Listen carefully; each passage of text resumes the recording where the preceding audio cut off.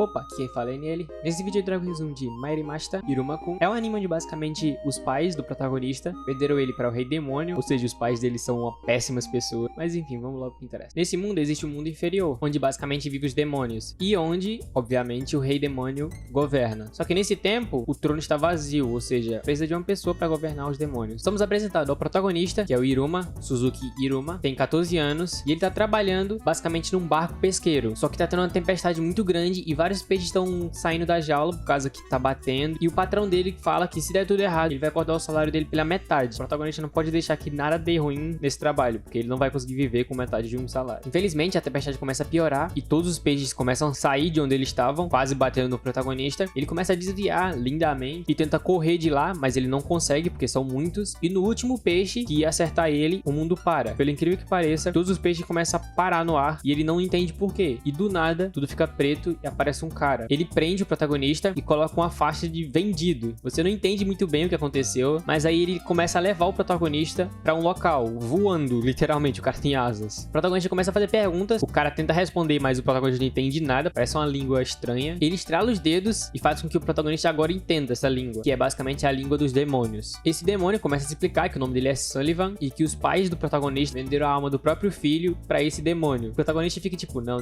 impossível. Como é que meus pais, meus pais. Aí ele começa a pensar e pior que eu acho que eles fariam isso mesmo, tá ligado? Que é triste pra ele. Eles já estão chegando no local, que é basicamente a mansão desse demônio. O protagonista fica maluco, o que tu vai fazer comigo? Meu Deus do céu, acabou pra mim. Só que aí quando o protagonista se dá conta, ele tá sentado num trono, um babador, aquele negócio em cima de bebê, sabe? Pra dormir. E o demônio basicamente pedindo pra ele ser o neto dele. O protagonista fica sem entender nada, mas mesmo assim o demônio começa a explicar que vai dar o que ele quiser, vai mimar ele. Só que precisa que ele seja o neto dele, porque os outros demônios fazem inveja pra ele, porque ele sempre foi solteiro, por isso ele não tem filhos nem neto, mas o sonho dele era sempre ter um neto. O protagonista fica sem entender, porque tipo, basicamente ele foi vendido, então para que ele tenha a chance de recusar, e o demônio simplesmente fala que respeitaria o desejo do protagonista, não forçaria ele ser o neto dele, porque ficaria ruim pra ele. Só precisa que o protagonista diga não. Só que aí temos um flashback que o protagonista basicamente nunca disse não. Ele tem 14 anos e ele nunca disse não pra ninguém. Ele é basicamente o protagonista molenga, tá ligado? A família dele sempre colocou ele pra trabalhar, porque eles odiavam trabalhar, então o protagonista sempre sofreu. E por causa disso, ele criou esse meio que trauma de nunca dizer não. Sempre quando alguém pedia uma ajuda, ele ia lá e ajudava. Até quando não pediam, ele ajudava, porque ele não conseguia dizer não. Além disso, existiam as 3 palavras supremas que faziam com que o protagonista não consiga recusar de jeito nenhum, que é, por favor, me ajude e eu imploro. Essas 3 palavras são as 3 que o demônio Sullivan usa. Ou seja, o protagonista aceita na hora e assina o contrato, fazendo com que ele se torne o neto desse demônio. O Sullivan fica muito feliz, ele fica literalmente saltitante, coloca uma roupa pro Iruma e explica que ele vai ter uma educação. Ele entende a situação do protagonista, que ele nunca teve tempo para estudos, ou seja, ele nunca estudou por causa dos pais dele, mas agora ele vai ter a educação na escola de demônios. Junto a isso, ele lança um perfume pra tirar esse cheiro de humano. Ele vai entrar na escola de demônios e os demônios comem humanos, sabe? Então ele tem que se esconder e não pode dizer pra ninguém que ele é humano. Ele vai dormir achando que é só um sonho e que vai passar, que vai estar tudo bem. E quando ele acorda, ele percebe que realmente não era um sonho, ou seja, isso tudo tá acontecendo de verdade na vida dele. O dia aparece e ele tá pronto pra ir pro primeiro dia de escola dele, ou seja, a cerimônia de admissão. Ele tira uma foto com o avô dele, entre aspas, sabe? Chegando lá, ele percebe que só tem maluco lá. Tem um cara que tava tentando lutar com o professor, porque nessa escola ele tem que provar os valores de cada aluno, e por isso o aluno achou que se derrotasse um professor seria mais respeitado. O cara é literalmente um idiota, sabe? Não tem muito o que falar. Eles se juntaram no auditório, onde tem muitos demônios lá, muita rapaziada, e o protagonista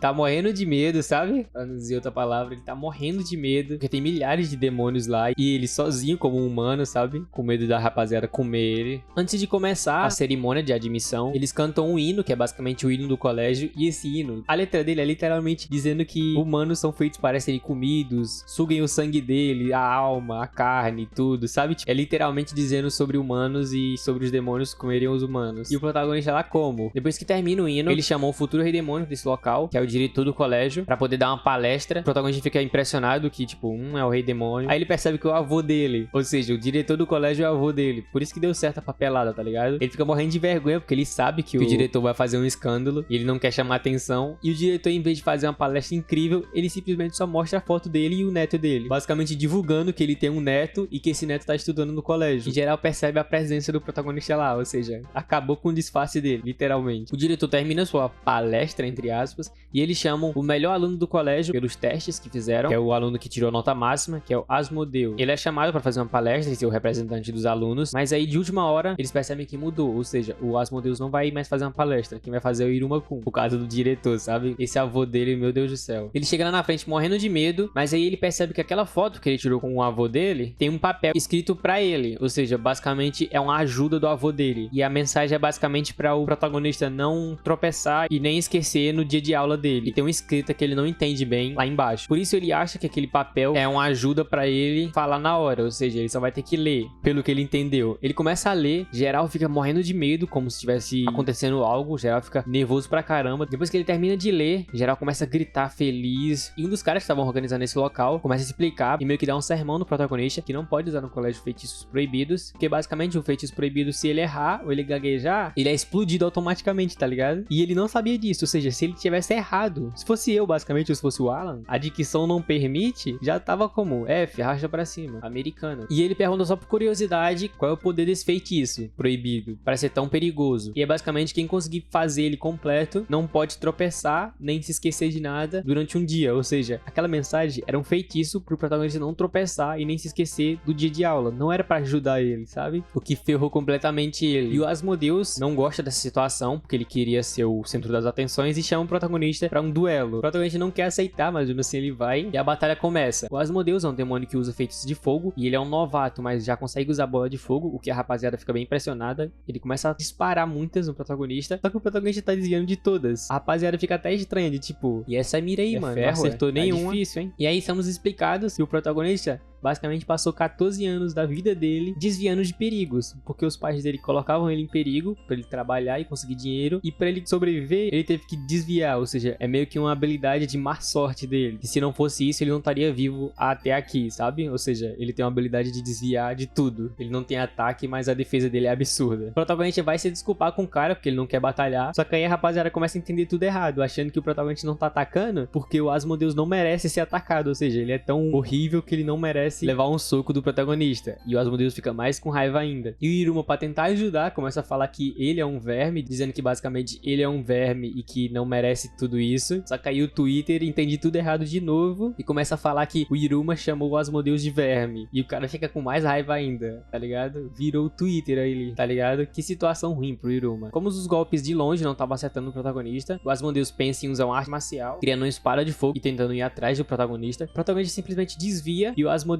passa direto, fazendo assim com que quase bata numa garota qualquer, demônia, que tava na rodinha de briga, sabe? Só que aí o protagonista vai lá e tenta segurar o Asmodeus pra ele não bater na garota, e o feitiço ativa, porque ali o protagonista ia tropeçar e ia cair. Só que como o feitiço ativou e é um feitiço proibido, ele basicamente, pra não cair, o corpo dele automaticamente segurou o Asmodeus e jogou pra trás, fazendo um golpe de arte marcial muito top e derrotando o Asmodeus, meio que sem querer, mas derrotou, sabe? Os holofotes ficam tudo pro protagonista, fazendo com que vire manchete, como notícia do colégio. O neto do diretor compra briga com o Asmodeus e olha no que deu, sabe? O protagonista fica morrendo de medo, porque não era pra acontecer aquilo, só que o diretor tá muito feliz, porque esse é o neto dele, sabe? Tipo, esse é meu neto, se entrar numa briga tem que ganhar. O Asmodeus entra, o protagonista já acha que ferrou, que acabou a vida dele, só que o Asmodeus agacha e começa a reverenciar o Iruma, falando que vai ser o servo dele, porque basicamente nesse mundo, quando tem um duelo entre dois demônios, quem perde tem que virar submisso completamente ao vencedor, ou seja, o Asmodeus virou um servo do protagonista, e o protagonista ganha uma pessoa pra mandar nele, entre aspas, sabe? Fazendo com que basicamente o Asmodeus fale o título do anime, que é basicamente Mairimashita Iruma-kun, que traduzindo pro português ficaria Estou a seu dispor, Iruma-kun, sabe? Iruma-sama. E o episódio acaba aqui. Espero que tenham gostado, deixa o like, tô me esforçando agora. Eu não tinha percebido, mas meu canal começou a diminuir, não em quesito de views, mas em quesito do meu comprometimento com o canal. No começo o vídeo tava bem mais, tentava me esforçar bem mais nos vídeos, só que depois começou a ficar monótono, ficou automático e os vídeos não ficaram do meu agrado. Eu sempre tento fazer vídeos que eu realmente gostaria de assistir, vídeos que eu gostaria de ficar repetindo e assistindo porque realmente gostei. Mas essa metade do canal eu comecei a deixar meu conteúdo muito monótono e chato, e por isso eu vou tentar mudar. A partir do vídeo passado eu mudei bastante minha edição, tenho que deixar ela bem mais